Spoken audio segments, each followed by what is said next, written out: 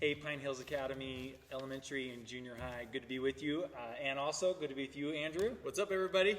Today for chapel, I'm supposed to be sharing with you about Abraham's calling, but I decided I wanted to invite Pastor Andrew to be part of our conversation too. And Pastor Andrew, we're talking about Abraham. Okay. And he was called. And let's just talk about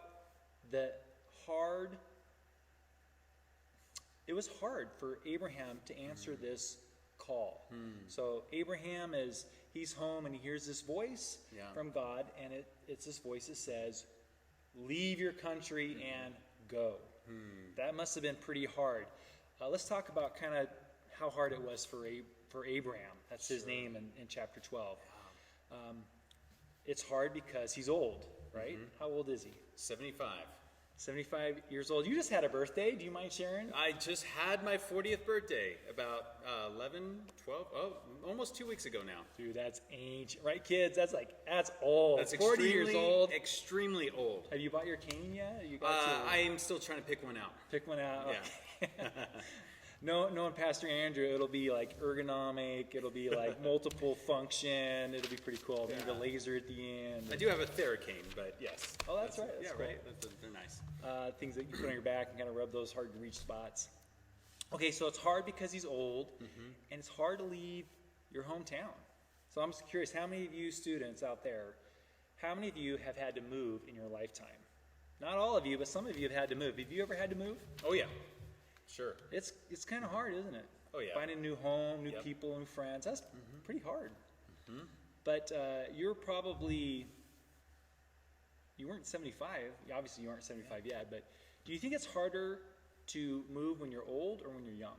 Oh, I would definitely say old. Why? Because after all of those decades of establishing your relationships with your community and getting so embedded with it, you're ready to enjoy the final chapters of your life, your golden years. So to take that completely away from you and to have to start from zero after all that investment, I would find that very challenging. That's very challenging. It's true. And I bet the students could understand if we were to ask them something similar, like how many of you think would it be easier to join a new school when you're in first grade or when you're in 8th grade? And so for Abraham, he's not even a kid, right? He's old. Like obviously, it's pretty hard. Yeah. And yet, and also it's hard because this was a big decision to move away. Sure. He He was leaving his roots, like you said, and he wasn't coming back. Yeah. They didn't have airplanes to fly back in one day and see everyone. He knew he was saying goodbye to everybody forever. In fact, let's read about it in Genesis chapter 12. I'll read the first verse, and Pastor Andrew, if you read verses 2 and 3, Okay. and then we'll stop there. Okay. The Lord had said to Abraham, leave your country, your people, and your father's household, and go to the land I will show you. I will make you into a great nation. I will bless you and make you famous, and you will be a blessing to others. I will bless those who bless you and curse those who treat you with contempt. All the families on earth will be blessed through you. Well, that's a pretty cool blessing. I wouldn't mind having that blessing. Yeah, if Sure. God came to me and said all that, I would feel a lot better about moving. Yeah. Right? I would feel like, ooh, the Lord's going to bless me. Let's talk about this for a minute. If you could get 3 wishes, and these were blessing wishes, okay? God comes and says, Andrew, I'm going to bless you. What would you like me to bless you with? It's just, what do you think most kids would say? What do you think you would say? What most adults would say? Most adults, I don't know. I'd say health, for one. Yeah. That's to be able to live long enough to see my daughters get married and have kids and grandkids, great-grandkids, and great-great-great-great-grandkids. I'd love to see all that. Health is a great thing. Yep. Longevity to see all your family. Okay, what would name something else? What else? Something else you want to be blessed with?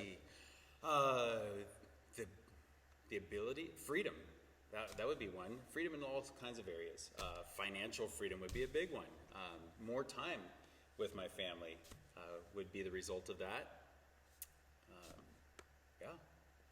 That's a good one. Those are great. So you want to have health, you want to have long-term good relationships with your family, and you want to have freedom to be able to do what you want. Yep, exactly. And so if God came to you and said, I'm going to bless you, you'd be like, yeah, those are the things I want to be blessed with. Sure. Okay. Now, here's the fascinating part of the story I want to share with you young people. Abraham says, yes, Lord, I will go. Yes, sir. And he heads out. Doesn't know where he's going. He goes a little bit farther. His dad stops in Haran. He keeps going to the Palestine land. And instead of blessing after blessing, guess what happens? Disaster after disaster. Wait a moment. I thought God was going to bless. For example, let's talk about those three things you just mentioned. You said you wanted health, right? Sure. Abraham comes into the promised land. He has a kind of a prayer meeting. He offers on the sacrifice. And then there's a famine. Let me ask you, how healthy can you be if you don't have food to eat? It would be very challenging to maintain energy and health, for sure. That's right. Yeah. Yeah, your health is really going to suffer. Yep. Wait a moment, I thought God was going to bless, but let's look at this. Now, you want long-term relationships, right? Sure. Now, Abraham, because of the famine, has to head down to Egypt where there's lots of bread and food. They've got a really good river called the Nile River that always feeds their croplands, the delta, and they have lots of food. He goes down there, and the Pharaoh decides to take his wife from him to make her his latest 15th, 20th, 30th wife. We don't know how many wives the Pharaoh had. Let me tell you, how does that fare for your long-term relationship with your wife when she's taken by the king? Yeah. That would be concerning. There'd There'd be some feelings of jealousy there, for sure. Well, and Abraham, he doesn't know what to do. And you think he should have said, that's my wife, but he doesn't.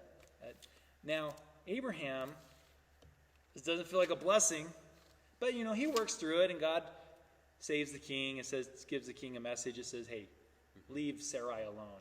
And they head up out of Egypt. They're okay.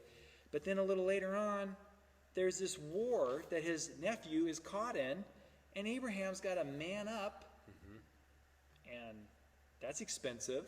At 75 years of age. Yeah, well, he's probably a little older now. Maybe he's 80, we don't know. Sure. But he's got to do this expensive war. Let me ask you this. Does that feel like a blessed life?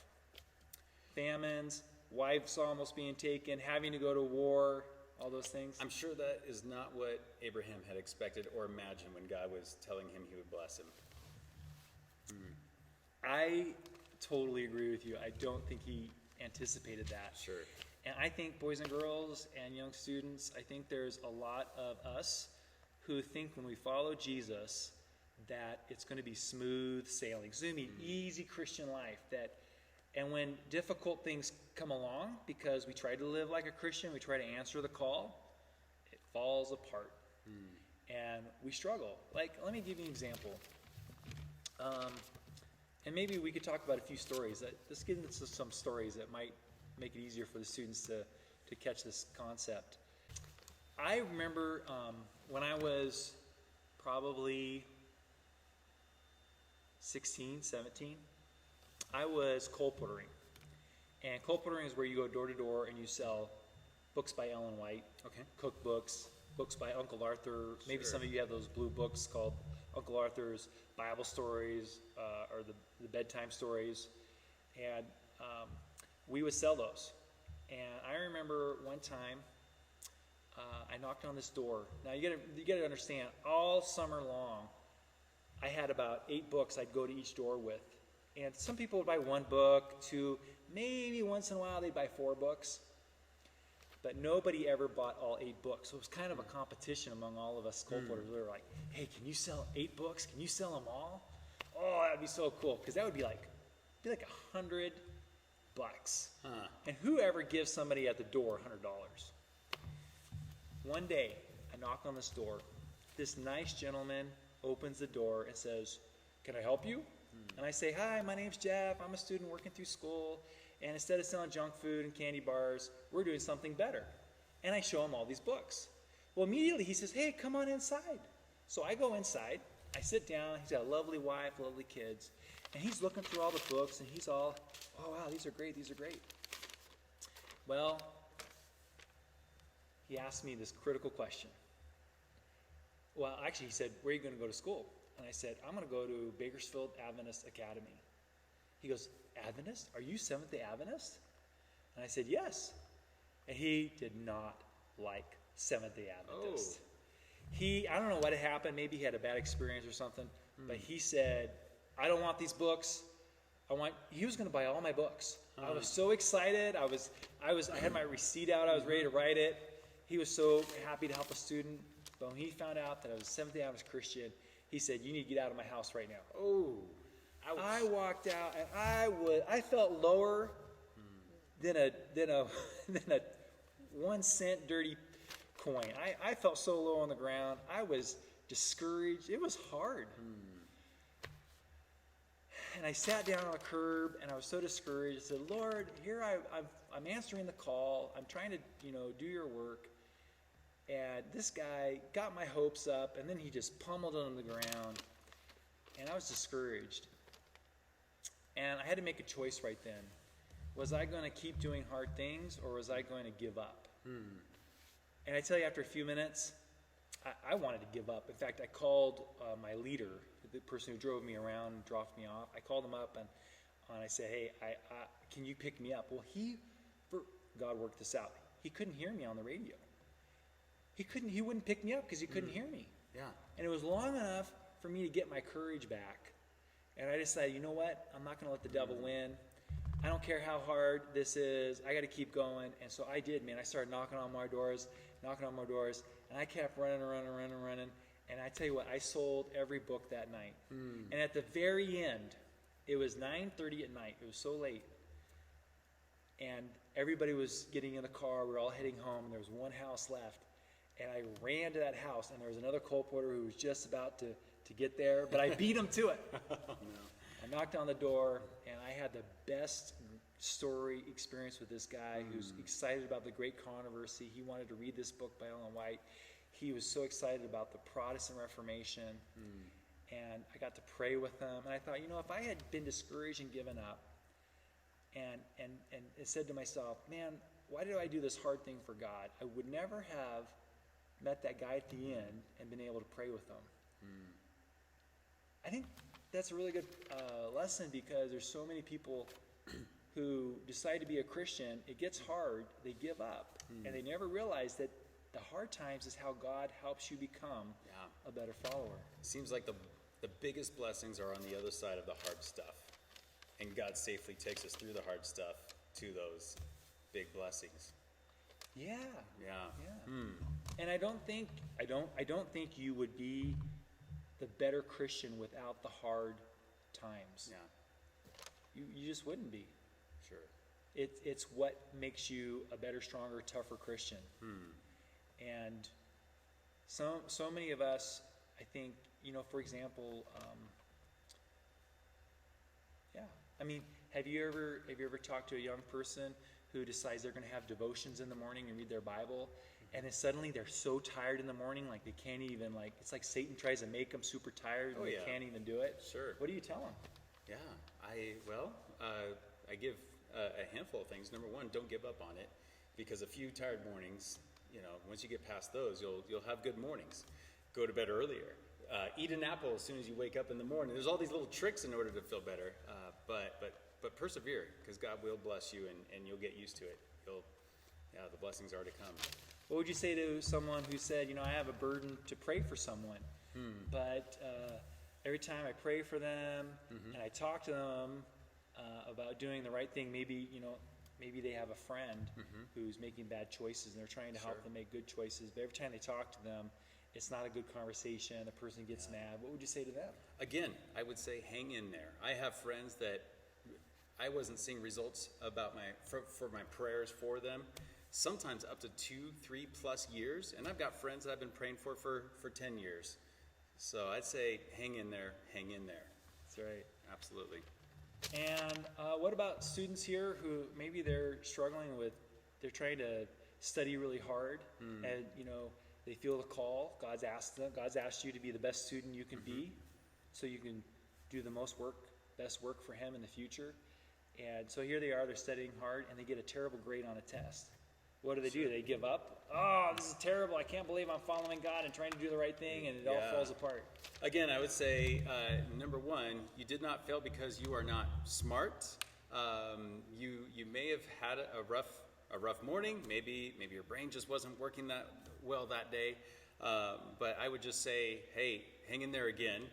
Maybe you can consult your teacher or figure out how to plan better for next time, how to prepare better. Because your results on a test, not so much about who you are, how smart you are, it really comes down to preparation a lot of the time. You got to figure out what works best for you to prepare, for some of those tests or papers that you write, for sure. And when you do that, you become a better student. You grow from it. Yep, exactly. Well, I really think the lesson I want to bring out in the story of Abraham is that he was given the call to become the father of a great nation, and God was going to bless him. And you could see how they go out to go to this new land, and you could just see him and Sarah not feeling like they're a blessing. They're not being blessed. And all these terrible things are happening. But those terrible things become the very thing that makes them the great example that their children and grandchildren look up to. I mean, we look up to Abraham, the father of faith. Father Abraham had many children, right? He's our father of faith. Absolutely. And it was those hard times. And so, I just want to encourage all the young people out there that as you follow Jesus and it gets hard, to actually realize that's how God makes you a stronger, better Christian. And I would end with this verse in Philippians chapter 4, verse 6. Do not be anxious about anything. Man, when hard times are coming, don't get anxious, don't get worried, don't get scared. But in everything, by prayer and petition, with thanksgiving, present your requests to God. So come back to the Lord and say, Lord, I want to thank you for these hard times. I know you're making me into a great person. And pray. And then the peace of God, which transcends all understanding, will guard your hearts and your minds in Christ Jesus. And I think when you do that, it's like a veil is lifted, and you can see behind the scenes and realize that God is working in all the hard times. Amen. And I think that is the lesson I want people to think through. Even with the COVID, I know that it's been hard for teachers, it's been hard for students, but I think that there are some incredible lessons to learn from this time of history and all the hard things we have to go through, and we have to continue to strive to be the followers that God wants us to be. All right, Lord bless you all. Thanks for listening to our chapel today. God bless. God bless.